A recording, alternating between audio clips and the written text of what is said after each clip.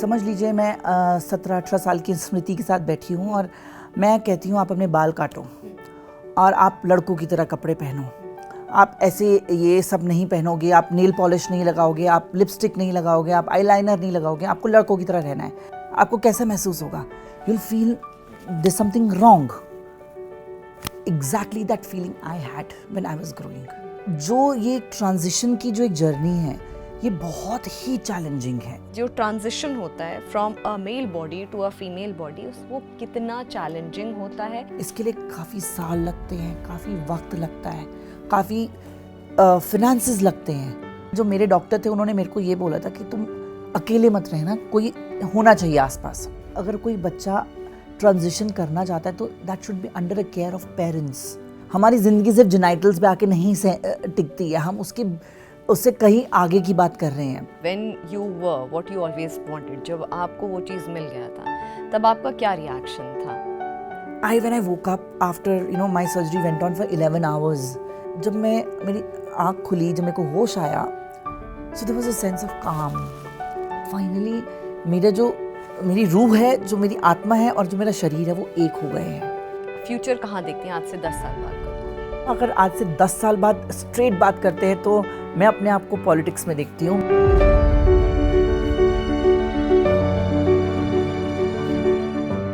शैनी, मैं एक और चीज़ में समझना चाहूँगी आपसे, ये जो मेडिकल प्रोसेस होता है, जो ट्रांजिशन होता है from a male body to a female body, वो कितना चैलेंजिंग होता है, कितना वक्त लगता है, और उस ड्यूरेशन में as a human being emotions भी होते होंगे, ओवरवेलमिंग भी होता होगा।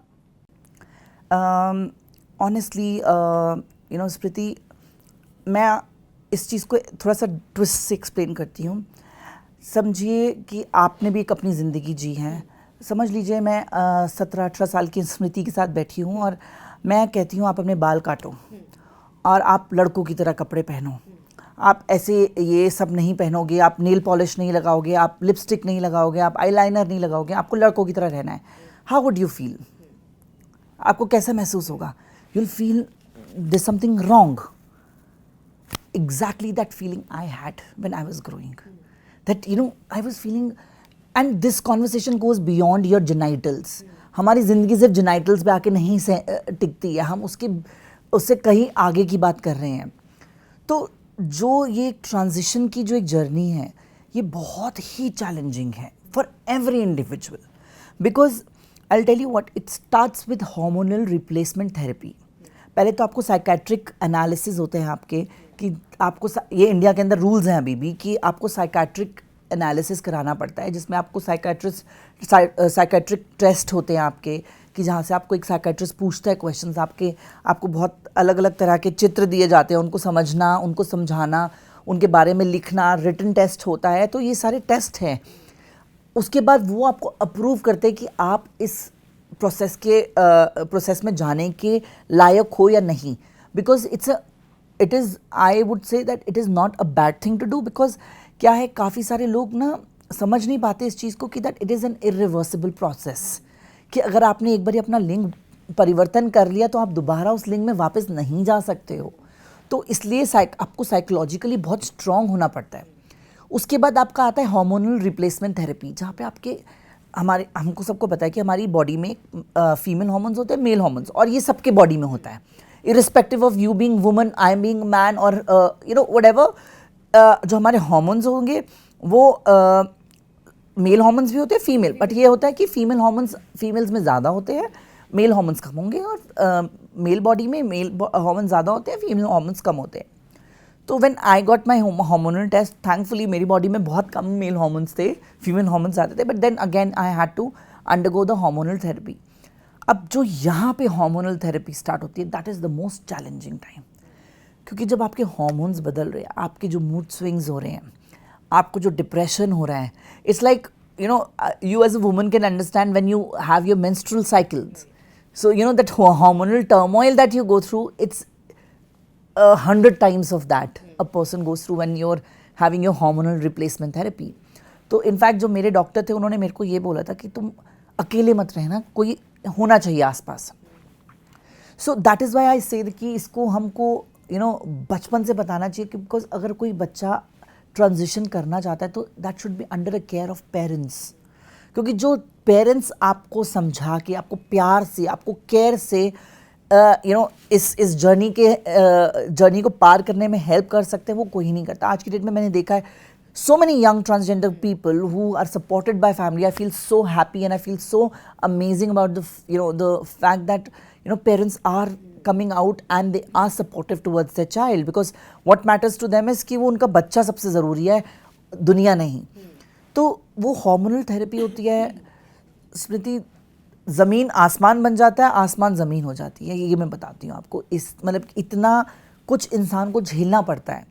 आप अपने आप को इतना, वो वक्त ऐसा था कि आई थिंक जब मैंने घर छोड़ा था तब अपने आप को इतना अकेला शायद महसूस नहीं किया था जितना मैं hormonal. You become over emotional. आपको कोई इतना सा भी बोल देगा ना, आपको वो पिंच कर जाती हैं बातें. तो आपको अपने आप को एकदम कन्फाइंड रखना पड़ता है, बहुत प्रोटेक्टिव रखना पड़ता है, बहुत ही केयर और लव के साथ.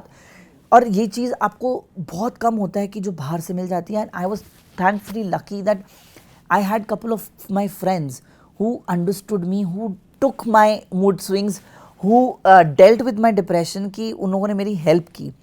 एंड वो काफ़ी बारी जो होते हैं ना, काफ़ी ओवरवेलमिंग फीलिंग भी आती है कि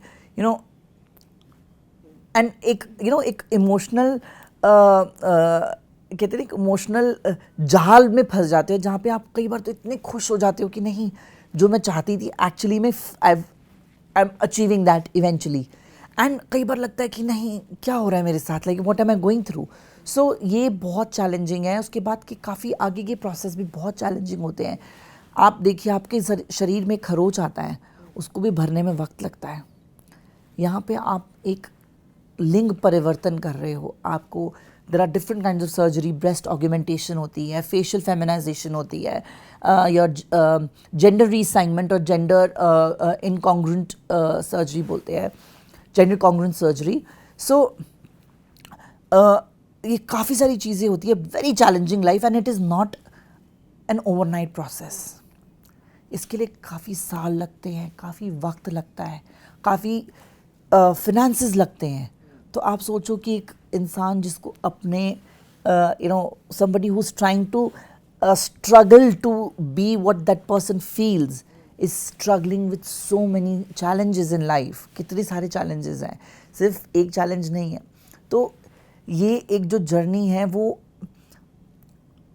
बहुत ही I would say difficult with struggles की रहती है. And my thing is that my request to people is that don't make it more challenging and don't make it more difficult for that person.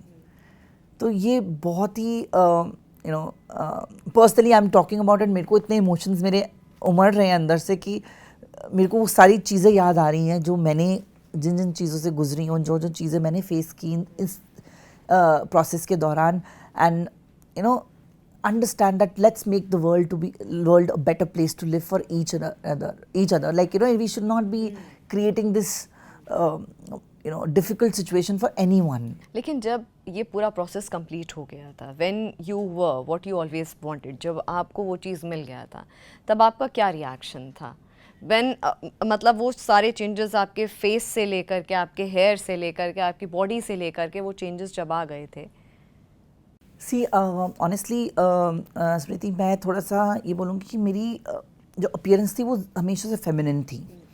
तो of course मुझे उस चीज़ में इतनी problem नहीं होती थी कभी कि अपने आप को फेमिनिन दिखाने की. और दिखाना नहीं, आप लोग हमेशा सोचते कि you trying to be woman.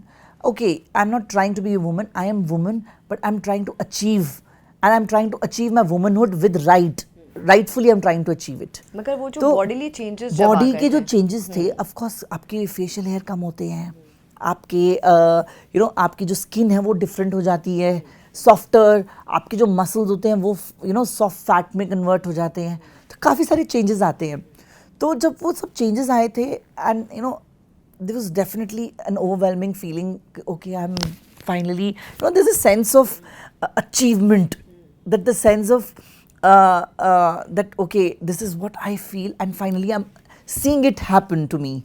And वो एक इतनी जो खुशी, जो एक अंदर से कहते हैं ना, एक कंटेंटमेंट जो आता है आपके अंदर, वो इतना मतलब ओवरवेलमिंग रहता है वो, इतनी you sometimes you get so emotional, you start having tears in your eyes, you cry. And I remember when I underwent my surgery, my sex reassignment surgery, when I woke up after, my surgery went on for 11 hours and I came back, and जब मेरी आँख खुली, जब मेरे को होश आया, so there was a sense of calm. मेरे जिस्म के अंदर एक, मतलब हमेशा से एक ऐसा लगता था कुछ चल रहा है, there's a gush of blood and this gush of, this something keeps happening always. But उस दिन ऐसा लग रहा था मेरा पूरा शरीर एकदम शांत है. There was this sense of calm and sense of belonging कि नहीं, फाइनली मेरी रूह है, जो मेरी आत्मा है और जो मेरा शरीर है, वो एक हो गए हैं. एंड वो जो है वो इतनी बड़ी अचीवमेंट लगती है. मे बी शायद सुनने वालों को ना लगे, बिकॉज आप उस दौर से नहीं गुजरे, आपने वो एक्सपीरियंस नहीं किया. बट अगर आप किसी को देख के समझ सकते हो, किसी को देख के आप वो एक्सपीरियंस कर सकते हो, तो there is nobody better than me sitting right here. कि that feeling that I had was just lying down, I open my eyes, I didn't see anybody, there was hardly anyone around. It was 1 or 2 nurses and my mother was there. And I just, मेरे हाथ अपने आप ही ऊपर गए, and I thank God that, कि मैं इस life time में अचीव कर पाई. इस लाइफ टाइम में ये, this was one of the biggest challenges. And एक हम कहते हैं ना, अगर आप स्पिरिचुअलिटी की बात करो, I have been a very spiritual person. आप किसी भी स्पिरिचुअलिटी की बात करते हैं, हम क्या करते हैं उसमें? स्पिरिचुअलिटी इज़ अबाउट, खुदा को आप बाहर नहीं ढूंढते हो, आप अपने भगवान को बाहर नहीं ढूंढते हो, आपके अंदर मिलता है आपको. Spirituality is about that. When you connect to your self, when you connect to your reality, when you achieve being the real person that you are. And I am very proud today sitting here and telling you that I have achieved that. I have feel that I'm spiritually lifted. I have achieved that phase in my life where I feel that I have met my own self, my true self. And this has been my biggest achievement of my life, irrespective of what I have achieved otherwise. लेकिन इसके जो side effects होते हैं, जो पूरा medical process होता है, इसके कोई साइड इफ़ेक्ट्स भी होते हैं? इसके काफ़ी सारे साइड इफ़ेक्ट्स हैं. आपको बहुत ज़रूरी है कि आप एक अच्छे मेडिकल गाइडेंस के अंदर अपना ट्रांजिशन करें. मैंने बहुत सारे ऐसे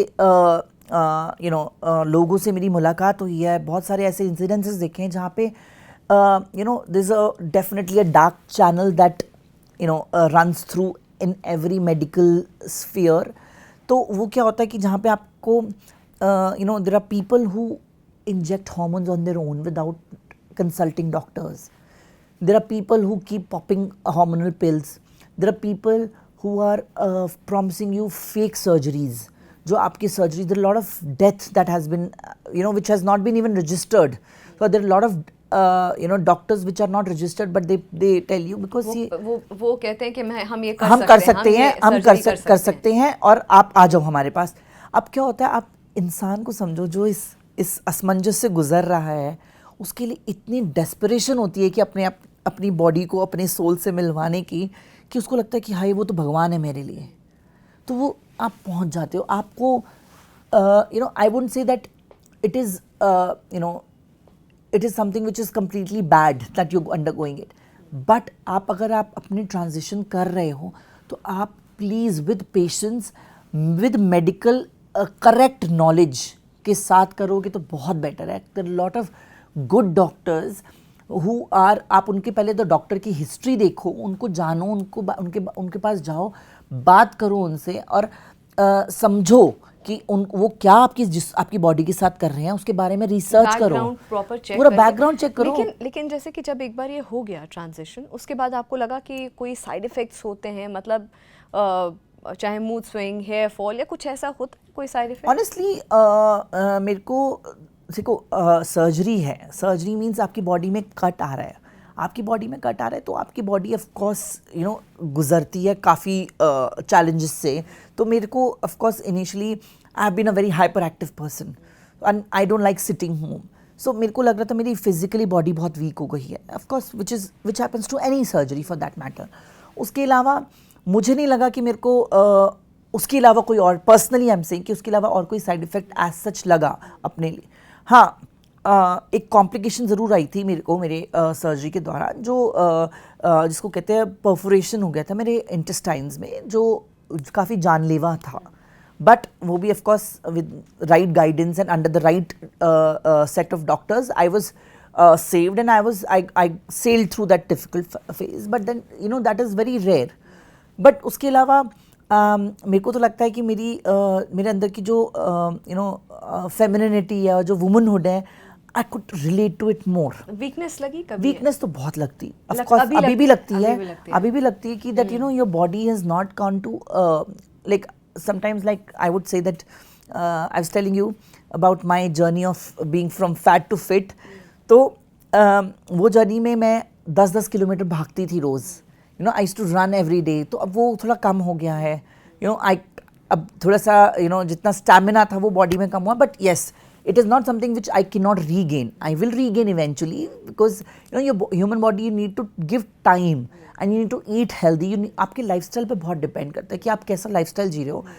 if you sleep your sleeping patterns are irregular, your food habits are bad, your drinking habits are, you smoke, then it becomes very challenging. Right. But अगर आपको पता है आप अपने शरीर के साथ इतनी बड़ी चीज़ कर रहे हो, तो आपको ये सब चीज़ों पे कंट्रोल करना, ये सब चीज़ों पे एक अच्छे लाइफस्टाइल मेंटेन करना बहुत ज़रूरी है, सो दैट अगर आप अपनी सर्जरी के कुछ 4-5 सालों तक ये करोगे, अच्छे से रहोगे, तो आपके आने वाले 30-40 साल और अच्छे रहेंगे। मगर ये प्रोसेस बहुत महंगा होता है, ये जो सर्जरी होती है ये बहुत महंगी होती है। ये सर्जरी एक्चुअली बहुत एक्सपेंसिव होती है, बिकॉज आपकी जो सर्जरी है वो सिर्फ सर्जरी नहीं है, आपका एक पूरा जर्नी है, एक पूरा प्रोसेस है, फ्रॉम हार्मोन्स से लेके, from your assessments, your feminisation, your laser therapies, आप फेशियल लेज़र, काफ़ी लोग फेशियल लेज़र्स कराते हैं, अगर आप और सर्जरीज़ तो एन नंबर ऑफ सर्जरीज़ है, आप फेमिनाइजेशन सर्जरी है, बॉडी फेमिनाइजेशन, फेस फेमिनाइजेशन।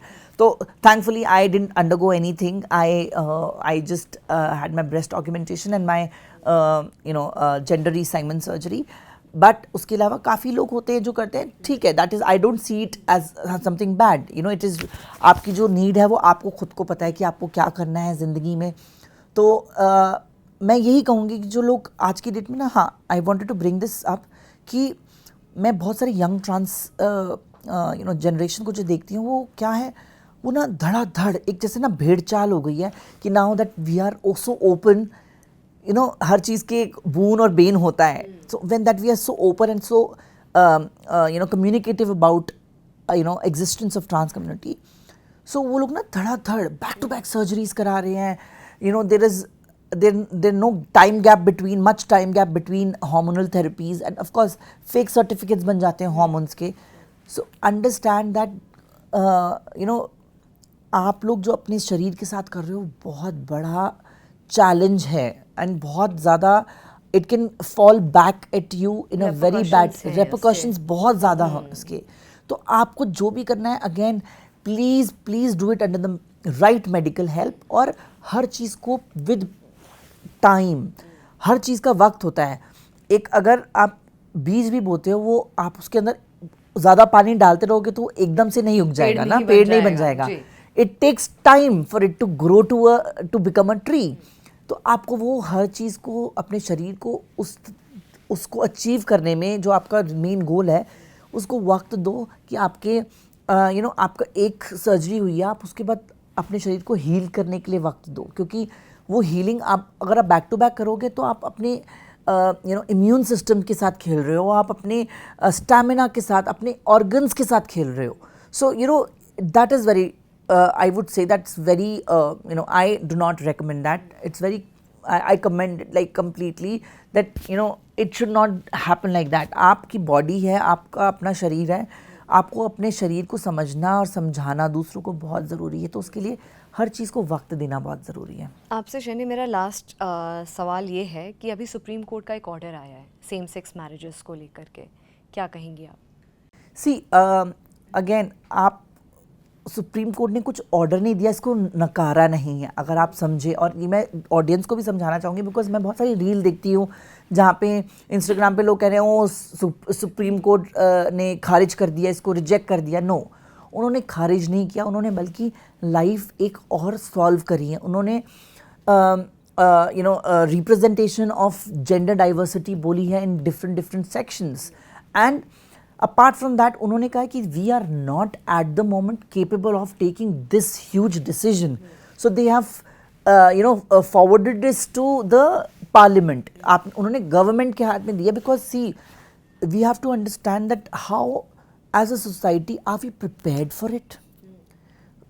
आपको एक बहुत ही इमोशनल और बहुत ही रियल मोमेंट बताऊंगी जो मेरी मॉम के साथ और मेरे साथ हुआ अपना.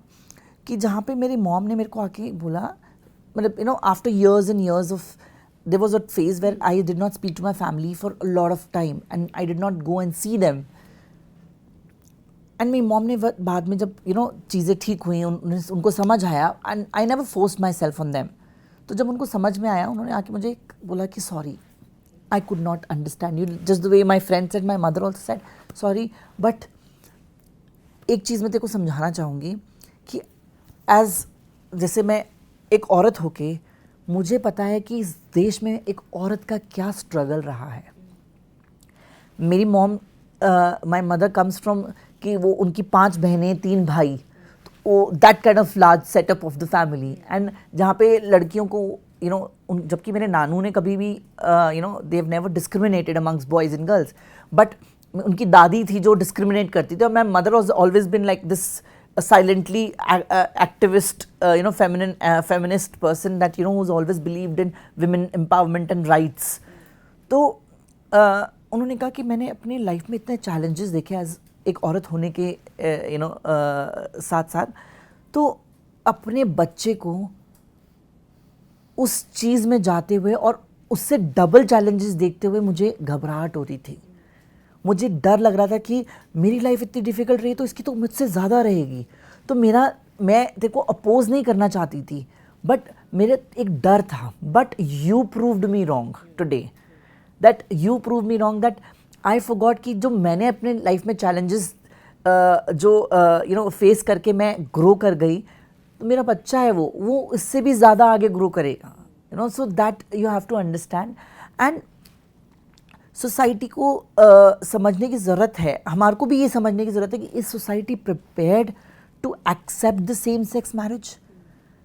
मैं हर चीज़ के लिए मैं यही बात बोलती हूँ, वक्त देना सबको बहुत ज़रूरी है. पहले मेरे हिसाब से एक अवेयरनेस जागरूक करना, एक अवेयरनेस क्रिएट करना, एक हर घर में हर जगह में एक कॉन्वर्सेशन होना इस चीज़ के बारे में बहुत ज़रूरी है. जब हम वो चीज़ अचीव कर लेंगे जो हमने काफ़ी हद तक कर ली है, जब हम वो चीज़ अचीव कर लेंगे, जो मैंने कहा मेरा प्रोजेक्ट जो है कि जो मैं अभी गवर्नमेंट से भी दरख्वास्त करती हूँ, honourable prime minister Modi sir से भी रिक्वेस्ट कर रही हूँ, इस शो के माध्यम से रिक्वेस्ट करती हूँ कि that please bring gender education as a part of school curriculum, because it is going to help a lot of people, we are going to save a lot of lives.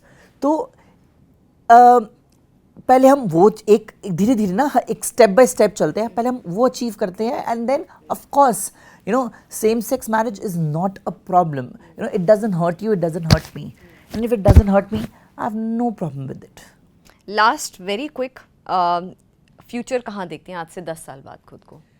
खैर जहाँ तक future की बात है, अभी at the moment I am doing a lot of things. मैं अभी currently Miss Trans Queen India जो एक पैजेंट है जो ट्रांसजेंडर ट्रांस वीमेन के लिए है, तो उसकी मैं CEO हूँ.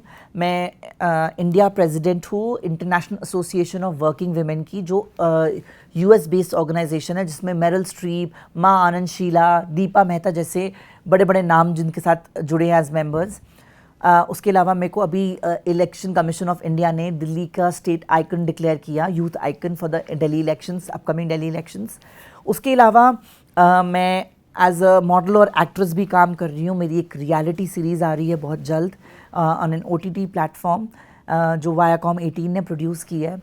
और उसके अलावा अगर आज से 10 साल बाद स्ट्रेट बात करते हैं, तो मैं अपने आप को पॉलिटिक्स में देखती हूँ. मेरी बहुत रुचि है पॉलिटिक्स में, because I believe as I can be that change maker, because मैंने अपने स्पीच में भी बोला था कि महात्मा गांधी के जो हमारे father of our nation, he said be the change that you want to see in society, in the world.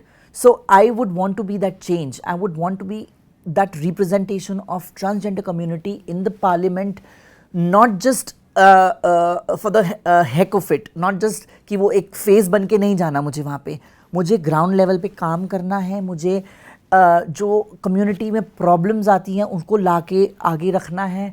And it is irrespective of community also, that I feel that I have that heart and that feel to serve my country. And if I could not do it through forces, I can do it through politics, because I think that is a very good way of serving your country. And I believe जो politics में हम कर सकते हैं इस देश, as a politician जो मैं कर सकती हूँ, वो मैं किसी और ज़रिए से नहीं कर सकती हूँ. थैंक यू सो मच शहनिया, आज आपने हमें ज्वाइन किया और बहुत सारी बातों पे मुझे लगता है क्लैरिटी भी मिली, और ऑडियंस को भी ये इंटरव्यू सुन करके बहुत अच्छा लगेगा, बहुत चीज़ें पर्सपेक्टिव में आएंगी. Thank you so much. Thank you so much for having me. फिलहाल जागरण मंथन में इतना ही, मुझे दीजिए इजाज़त. नमस्कार.